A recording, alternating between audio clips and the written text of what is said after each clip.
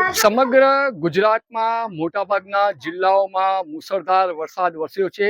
ત્યારે વાત કરીએ મધ્ય ગુજરાતમાં આવેલા મહીસાગર જિલ્લાની, તો મહીસાગર જિલ્લામાં નહિવત વરસાદ વરસતા મહીસાગર જિલ્લાના લુણામાં આવેલ પૌરાણિક મંદિર જે છે શિવનું, ત્યાં આગળ મહિલાઓ એકત્રિત થઈ છે અને શિવને રીઝવવાનો પ્રયત્ન કરી છે કે જેથી મહીસાગર જિલ્લામાં પાણી આવે, ત્યારે આપણી વરસાદ આવે ત્યારે આપણી સાથે કેટલીક મહિલાઓ જોડાય છે। આપણે તેમની સાથે વાત કરવાનો પ્રયત્ન કરીશું કે કેવી માન્યતાઓ છે। જી બેન, આપનું નામ શું છે અને આપ અહીં શિવ મંદિરે આવ્યા છો અને શિવને પાણીમાં ડૂબાડીને રીઝવવાનો પ્રયત્ન કરી રહ્યા છો, શું છે વાત?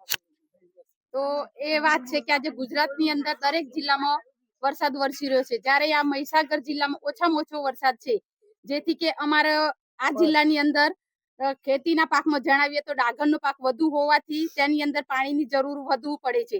તેથી અત્યારે વરસાદ બહુ ઓછો છે, જેથી કરીને અમે એક આ નંદેશ્વર મહાદેવની મંદિરની અંદર અમે બહેનો જે આજે બહુ પહેલા પણ અમે મંદિર ભરી ચૂક્યા છીએ અને આ વર્ષ પણ અમને એવું થયું કે આજે મહીસાગર જિલ્લાની અંદર વરસાદ ઓછો છે તો આપણે આ મંદિર ભરી રહી અને જે મહાદેવને અને પાણી રેડી અને રીઝવીએ, જેથી કરીને આપણા વરસાદ વરસી રહે।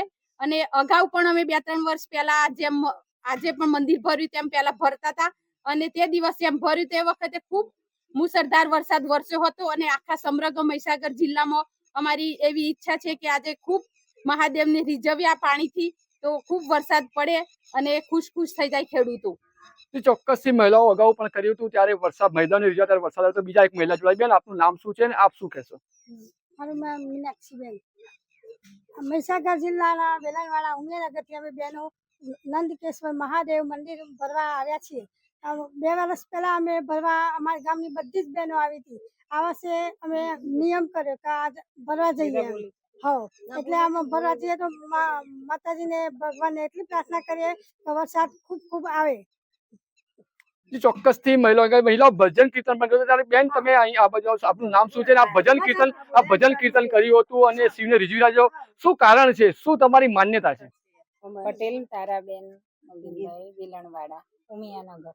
અમે અમારી ઈચ્છા એવી છે કે અમે ભજન કીર્તન એ બહુ કરીએ અને બધું જ ઘણું કરીએ। અમે 2 વર્ષ પહેલા મહાદેવનું મંદિર ભર્યું હતું અને અમારી ઈચ્છા એવી છે કે વરસાદ વરસવો જ જોઈએ। આ વર્ષે અમે મંદિર ભરવા આવ્યા છીએ, 1 વાગ્યાના આવ્યા, હજુ અવળો જ ભરી રહ્યા છીએ મંદિર અને આટલા ગરમીમાં અમે મંદિર ભરીએ પણ મહાદેવને એટલી પ્રાર્થના કરીએ કે વરસાદ ખૂબ જ પડવો જોઈએ અને બધાને લાભદાયક થાય વરસાદ। અમારા ખેતીને પાક છે અમારે। ચોક્કસથી આ મહિલાઓ છે, મહિલાઓ છે। બેન જોડા, બેન આપનું નામ શું છે? જી ચોક્કસથી આપ જાઓ અને આપ અહીં પાણી ભરી દીકરો લઈને આવ્યા છો અને ભગવાનને રીઝવી રહ્યા છો, શું કહેશો?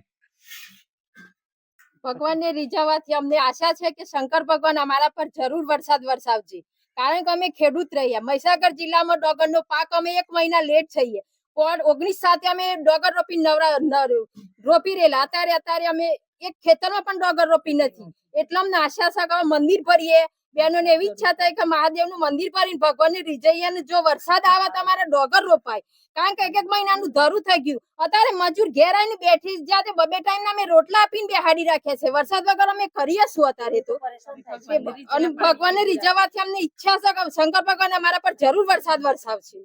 ચોક્કસથી મહીસાગર જિલ્લો એક ખેતી આધારિત જિલ્લો છે અને ડાંગરના પાકનું વધારે પડતું ઉત્પન્ન થતું, ડાંગરના પાકને પાણી પણ જોતું હોય છે, પરંતુ વરસાદ ન થવાને કારણે અહીંની ક્યારીની જમીનો કે જે ચાયડા છે ભરાયા નથી, જેના કારણે ડાંગરની ફેર રોપણી પણ અહીંના ખેડૂતો કરી, ત્યારે અહીંના ખેડૂતની જે મહિલાઓ છે તેમણે ભગવાનને કંઈક ને કંઈક રીઝવી અને સારો વરસાદ થાય તેવી આશા સાથે ભગવાનને રીઝવ્યા હતા। અને અત્યારે ઉલ્લેખનીય છે, અગાઉ પણ મહિલાઓ દ્વારા આવી રીતે ભજન કીર્તન કર્યા હતા, ત્યારે વરસાદ આવ્યો, ત્યારે આપણે પણ આશા રાખીએ કે મહિલાઓની જે ભજન કીર્તન કર્યું ફળે અને મહીસાગર જિલ્લામાં સારો વરસાદ આવે।